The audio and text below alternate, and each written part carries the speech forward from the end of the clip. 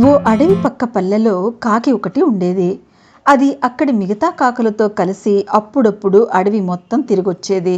ఒకసారి అడవిలోని కొలనులో హంసని చూసి, తెల్లగా ఎంత అందంగా ఉంది హంస, దీనంత సంతోషంగా మరే పక్షి ఉండదు, నేను ఉన్నాను ఎందుకు అనుకునేది.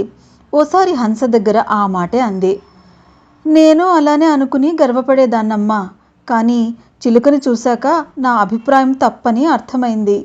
ఎరుపు ఆకుపచ్చ రంగుల్లో ఎంత బావుంటుందో కదా చిలుక, అంది హంస. అప్పుడు కాకి చిలుక దగ్గరకు వెళ్ళి హంస అన్న మాటల్ని చెప్పింది. అవును, హంస చెప్పినట్లు నా రంగుల్ని చూసి ఎంతో సంతోషంగా ఉండేదాన్ని, కానీ నెమలిని చూశాక అందమంటే దానిదే అనిపించింది.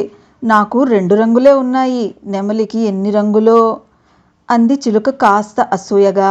వెంటనే నెమలిని కలిసి ఈ మాటలు చెప్పాలనుకుంది కాకి. అడవంతా తిరిగింది, కానీ దానికి ఒక్క నెమలి కూడా కనిపించలేదు. ఒకసారి కాకి దగ్గర ఊర్లోని జూలో నెమలిని చూసింది.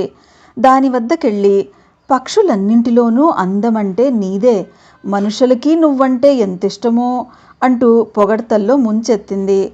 కాకి చెప్పేదంతా విన్న నెమలి దీనంగా ముఖం పెట్టి, నా అందం వల్లనే ఇక్కడ బందీ అయ్యాను, అడవిలో ఉన్నంత వరకు వేటగాళ్ళకి భయపడి దాక్కుంటూ తిరగాల్సి వచ్చింది, చివరికి వాళ్ళ చేతికి చిక్కి ఈ జూలో పడ్డాను.